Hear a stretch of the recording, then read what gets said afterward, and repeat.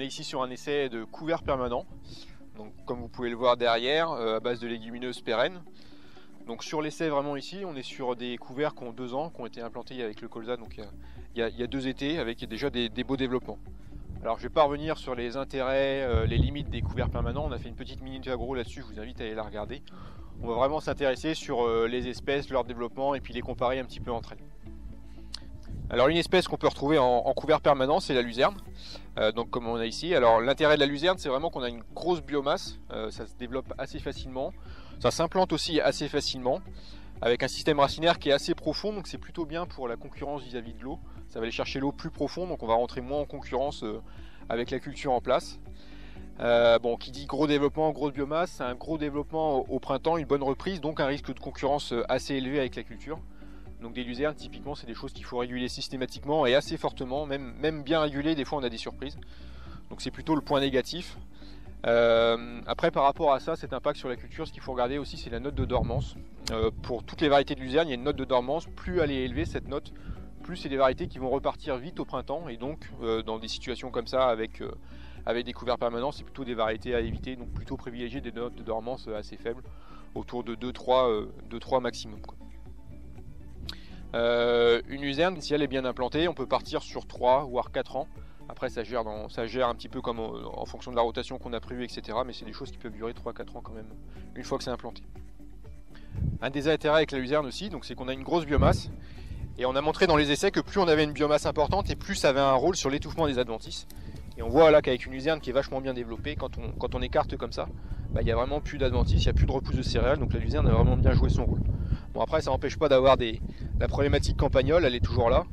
Mais en tout cas au niveau des adventices c'est beaucoup mieux que certains couverts qu'on va voir. Un autre type de couvert permanent qu'on a l'habitude de voir, c'est du trèfle blanc. Alors ce qu'il faut savoir dans les trèfles blancs, c'est qu'il y a plusieurs typologies d'espèces. Le plus petit c'est le micro-nain, après on a du trèfle blanc nain, du trèfle blanc intermédiaire, du trèfle blanc géant.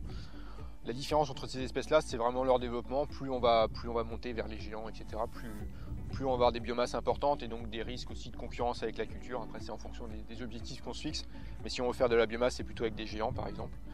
En couvert permanent, en grande culture, on a plutôt l'habitude de mettre du trèfle blanc nain, c'est un petit peu le bon compromis.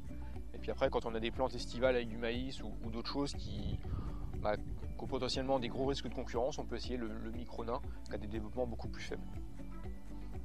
L'intérêt du trèfle blanc, c'est par rapport à sa couverture du sol, c'est quelque chose qui couvre assez bien avec les stolons qu'on peut retrouver. Donc ça c'est plutôt l'intérêt, ça va durer 3-4 ans dans les couverts, on peut pousser un peu plus s'il est bien homogène, si on arrive à le garder, mais ça se garde assez longtemps, un peu comme la luzerne.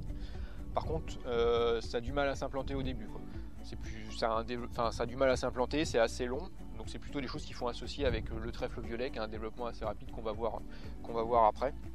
Au niveau du système racinaire, c'est un système racinaire qui est assez superficiel, donc on a plus que de risques de concurrence avec la culture, notamment dans des milieux où on sait que la problématique eau va être assez importante, donc risque de concurrence assez important. Et puis c'est aussi des choses qui repartent assez vite au printemps, qui poussent assez beaucoup à l'automne aussi. Donc c'est des choses qu'il faut réguler, et il y a potentiellement des gros risques de concurrence si on régule pas suffisamment, quoi. Donc là on est sur une association trèfle blanc, trèfle violet. Donc une association, ça a été implanté il y a 2 ans, donc on voit que le trèfle violet il y en a quasiment plus. Quand on fait des associations comme ça, on divise les densités de semis de chaque espèce par 2 et voilà. Et donc ce qu'il faut savoir, le trèfle violet, c'est pas une espèce qui fait des stolons comme le trèfle blanc. Donc une fois qu'il y a les pieds qui sont là, il meurt petit à petit, puis ça disparaît. Alors que le trèfle blanc avec ses stolons, il permet de bien coloniser et puis de bien couvrir le sol. Et on peut le garder 3-4 ans, voire même un peu plus. Après ça dépend si c'est homogène, ça dépend si on arrive à le garder correctement. Mais voilà, 3-4 ans, alors que du trèfle violet, ça va être vraiment 1 ou 2 ans maximum. D'où l'intérêt d'associer les 2 espèces. Une autre espèce un peu atypique qu'on a testée dans les essais, c'est le sainfoin. Alors elle a eu du mal à s'implanter, c'est des graines qui sont plus grosses, donc c'est peut-être pour ça, et puis peut-être plus sensible aux herbicides qu'on a mis sur le blé aussi. Mais sinon c'est une plante qui est en termes de développement un petit peu similaire à la luzerne, avec un gros pivot et puis une belle biomasse, quoi. Alors là on a une autre plante qu'on peut mettre, alors c'est du lotier. Je l'appelle un peu la plante de tous les avantages, parce que c'est vrai que ça cumule un peu tous les avantages. Un enracinement profond comme la luzerne, donc on va limiter le risque de concurrence avec la culture. Et puis en plus c'est une espèce qui a du mal, qui reprend assez tard au printemps. moins vite qu'une luzerne, moins vite qu'un trèfle, donc la culture va pouvoir s'implanter et on va limiter les risques de concurrence.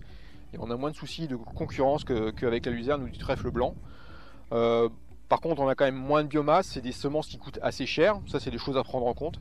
Mais même au niveau facilité d'implantation, etc., c'est vraiment super bien. Le seul petit point négatif, c'est peut-être que ça aime pas trop les pH supérieurs à 7. Donc nous, comme dans nos régions, on a des pH parfois un petit peu élevés, c'est des choses à prendre en compte. Mais sinon, c'est vraiment une très belle plante et ça s'implante vraiment très bien.